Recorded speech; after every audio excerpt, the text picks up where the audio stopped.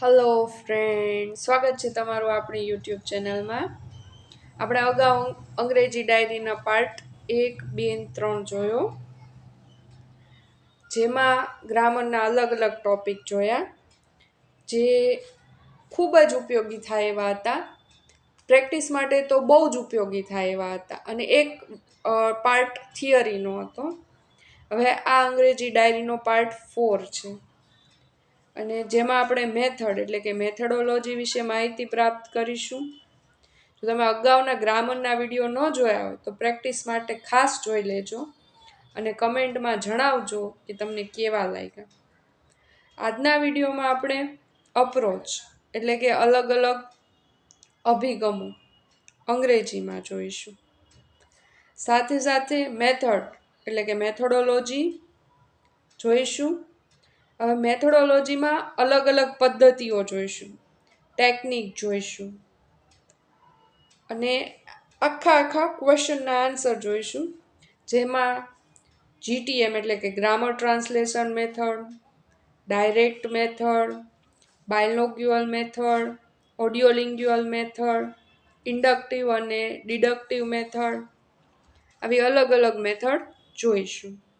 આ મેથડમાં ક્વેશ્ચન ફોર્મમાં જોઈશું, જેમાં એનો મિનિંગ, ડેફિનેશન, ટેકનિક, એડવાન્ટેજીસ અને ડિસએડવાન્ટેજીસ આ તમામ બાબતો જોઈશું, જેથી પ્રિલિમમાં તો ઉપયોગી થાય, હારે હારે મેન્સ લખવાની થાય તો એમાં બી ઉપયોગી થાય. અને આ બીએડવાળા જેને બીએડ ચાલુ હોય એના માટે આ વિડીયો ખૂબ ઉપયોગી બનશે, કારણ કે એમને ક્વેશ્ચન આન્સરના ફોર્મમાં વર્ણનાત્મકમાં લખવાનું થશે. અને તમામ ભાષા શિક્ષકો માટે ઉપયોગી છે, કેમ કે નવી સિલેબસને અકોર્ડિંગ બધામાં મેથડ તો પૂછાય જ છે.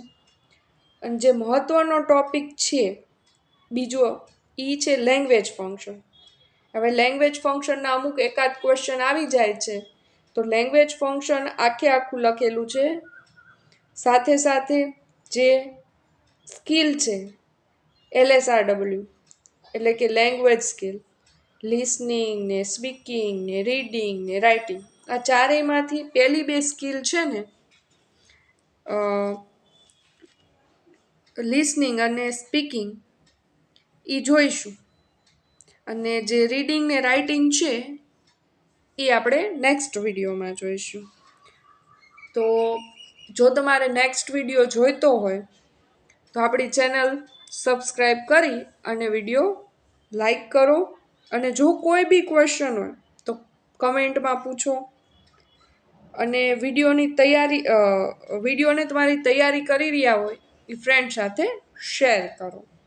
અને આની PDF જોતી હોય તો આપણા ટેલિગ્રામ ગ્રુપમાં આની PDF મૂકેલી છે, એ તમે ડાઉનલોડ બી કરી શકો છો. તો તમે આપણું ટેલિગ્રામ ગ્રુપ પણ જોઈન કરી શકો છો. જો ચેનલ પર નવા હોય તો ચેનલને ખાસ સબસ્ક્રાઈબ કરો.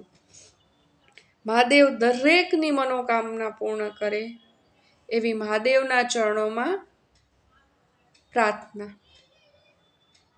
જય મહાદેવ.